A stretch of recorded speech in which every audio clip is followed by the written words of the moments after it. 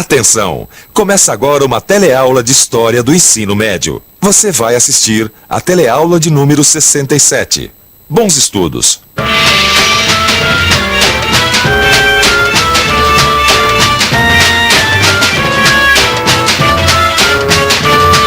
Construir uma sociedade com o direito dos cidadãos respeitados e os deveres cumpridos é normalmente uma tarefa longa, cheia de altos e baixos. Os anos 60 colocaram o Brasil diante desse desafio. Na teleaula de hoje, nós vamos ver que a situação política e econômica do início dos anos 60 no Brasil foi marcada pela herança positiva e negativa do período desenvolvimentista. Vamos acompanhar a eleição de Jânio Quadros e os conflitos que acabaram levando à sua renúncia 8 meses depois de assumir a presidência. Tá pronto? Se liga que a nossa teleaula está começando agora.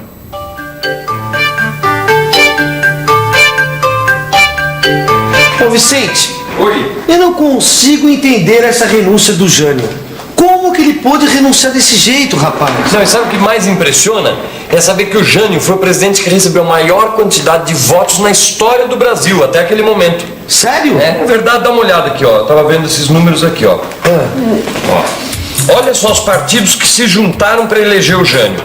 UDN, PTN, PDC, PR e PL. Espera aí que tem mais. Olha só as dissidências dos outros partidos que entraram nessa.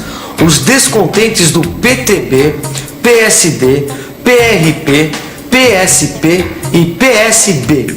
Com esse monte de gente apoiando o cara, ele tinha mais era que ganhar. E ganhou bem, viu, Gil?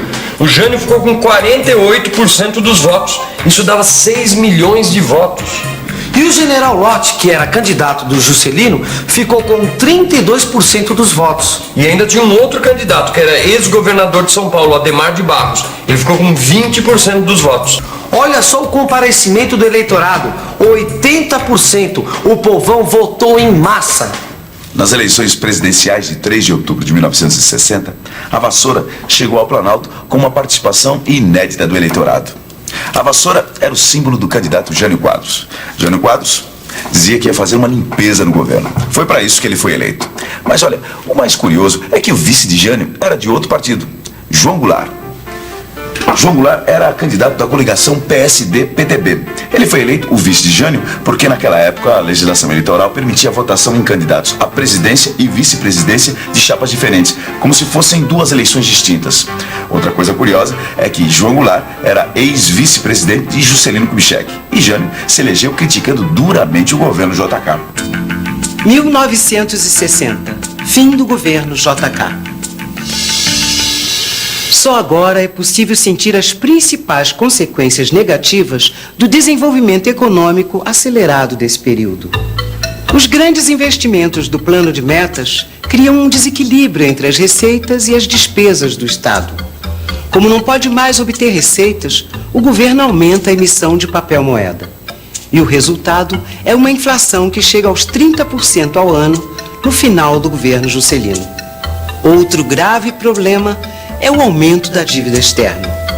O Brasil precisa pagar os empréstimos que fez junto aos países desenvolvidos.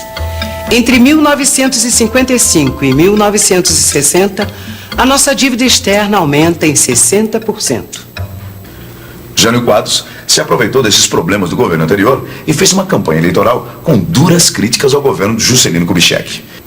Jânio prometia um governo austero e moralizador. O símbolo da vassoura, como a gente já viu, servia para mostrar a sua intenção de fazer uma verdadeira limpeza na administração pública. Jânio prometia acabar com a corrupção e o empreguismo. O tostão contra o milhão, uma outra imagem que Jânio usava desde os tempos de prefeito em São Paulo, ilustrava seu desejo de se apresentar como o candidato das camadas mais pobres. Prometia ao povo lutar contra os privilégios dos poderosos. Com isso, ele conseguiu conquistar votos de muitos eleitores de camadas sociais diferentes. E às vezes até mesmo de camadas opostas. Bem, é claro que fica muito difícil atender reivindicações tão diversas sem que ninguém pagasse a conta. E logo depois da posse, os problemas começaram. 31 de janeiro de 1961. Jânio Quadros toma posse como presidente da República com a determinação política de arrumar a casa. Jânio promete corrigir os desequilíbrios internos e externos antes que o país volte a um novo ciclo de desenvolvimento econômico.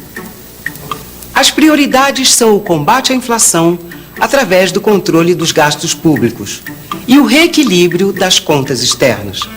A primeira medida importante é a maxi-desvalorização de 100% do cruzeiro em relação ao dólar. Em seguida, Jânio corta a ajuda para as importações de trigo e petróleo.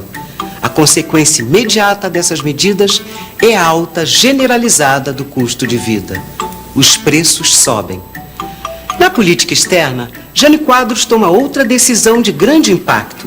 Ele quer romper com a tradição de estar sempre alinhado com os Estados Unidos.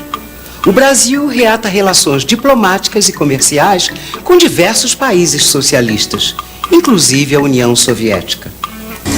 Ô Vicente, esse cara aqui do lado do Jânio Quadros não é o Che Guevara? É ele mesmo. Aquele famoso líder guerrilheiro da Revolução Cubana? Exatamente. Olha, Gil, essa foto dá bem ideia de como o Jânio realmente mudou a política externa brasileira. Tá aí. Os americanos devem ter ficado tiririca, hein? Ah, e como, viu? Agora, mudando de assunto, eu não consigo entender ainda como que um presidente consegue renunciar depois de 8 meses de governo. E como um presidente eleito com tanto voto popular, com tanto apoio do povo, pode ter frustrado as esperanças de 6 milhões de eleitores. Pois é, sabe o que é? A força política do Jânio acabou se transformando em fraqueza política. Foi isso. Rapaz, isso é profundo. Peraí, explica direito o que você está querendo dizer. Não, o que eu estou querendo dizer, Gil, é que quando o sujeito está fazendo campanha para conseguir votos, aí é fácil prometer mundos e fundos, conciliar os interesses, entendeu? Agora, na hora de governar, a história muda, né?